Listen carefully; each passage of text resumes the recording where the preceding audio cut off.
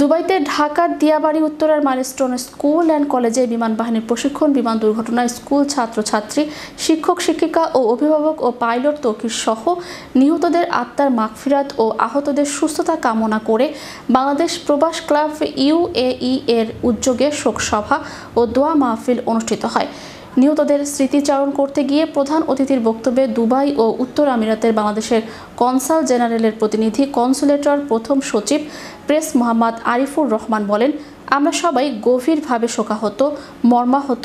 এ শোকের আবেশে কারো কান্না যেন থামছিল না। রাষ্ট্রীয় শোকের অংশ হিসেবে গতকাল কনসুলেটেরও শোক সভা ও দোয়া মাহফিলের আয়োজন হয়েছে।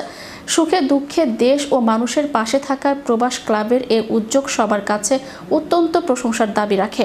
কনসাল জেনারেল মোহাম্মদ রাশেদুজ্জামান নিজেই এ মহৎ উদ্যোগের ভূয়সী প্রশংসা করে কনসুলেটের হয়ে আমাদের উপস্থিত হতে বলেন। অনুষ্ঠানে সভাপতিত্বের বক্তব্যে বাংলাদেশ প্রবাস ক্লাবের সভাপতি এস.এম. ফয়জুল্লাহ শহীদ বলেন, অপ্রত্যাশিত নির্মম এ দুর্ঘটনায় দেশের মানুষের পাশাপাশি বাংলাদেশি প্রবাসীদের মাঝেও নেমে আসে শোকের ছায়া। নিষ্পাপ বাচ্চাদের হৃদয় বিদারক এ দৃশ্যের শোকের আবহে ব্যথিত প্রবাসী বাংলাদেশিরা। সুখে দুঃখে সর্বদা আছে দেশের তরে। দেশের মাটি ও মানুষের জন্য তারা বিদেশ খেটে মরে। তাদের মনটা পড়ে থাকে প্রিয় মাতৃভূমিতে।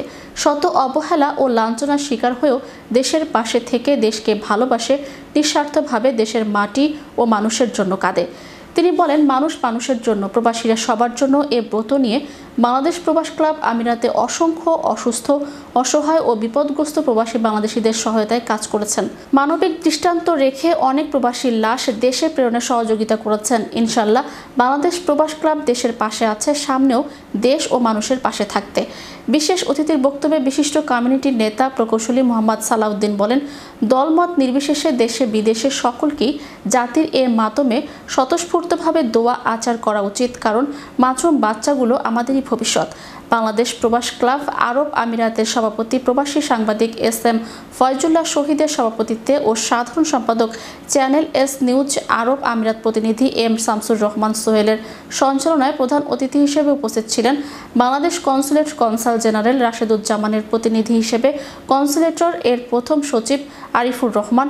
বিশেষ অতিথি ছিলেন আরব আমিরাত বাংলাদেশ কমিউনিটি নেতা প্রকৌশলী মোহাম্মদ সালাউদ্দিন, বিশিষ্ট ব্যবসায়ী আমিন শরীফ, কমিউনিটি নেতা রানা মোহাম্মদ ইউসুফ, মোহাম্মদ মানিক, সাংবাদিক নাসিম উদ্দিন আকাশ, চ্যানেল 24 এর আমিরাত প্রতিনিধি ইস্তিয়াক আসিফ, বিশিষ্ট ব্যবসায়ী মঞ্জুম আলম, মনপুরা রেস্টুরেন্টের স্বত্বাধিকারী মোহাম্মদ জসিম উদ্দিন, বাংলাদেশ প্রবাস ক্লাব আরব আমিরাতের সিনিয়র যুগ্ম সাধারণ সম্পাদক মামুনুর রশিদ, যুগ্ম সাধারণ সম্পাদক গোলাম সরওয়ার, সাংগঠনিক সম্পাদক সরওয়ার উদ্দিন রনি, সহ সাধারণ সম্পাদক রাসেল রাজ, সহ সাধারণ সম্পাদক ফরহাদ হোসেন, প্রচার সম্পাদক দৈনিক সংবাদ প্রতিদিন দুবাই প্রতিনিধি রিদওয়ান সহ সংগঠনের সদস্যবৃন্দ।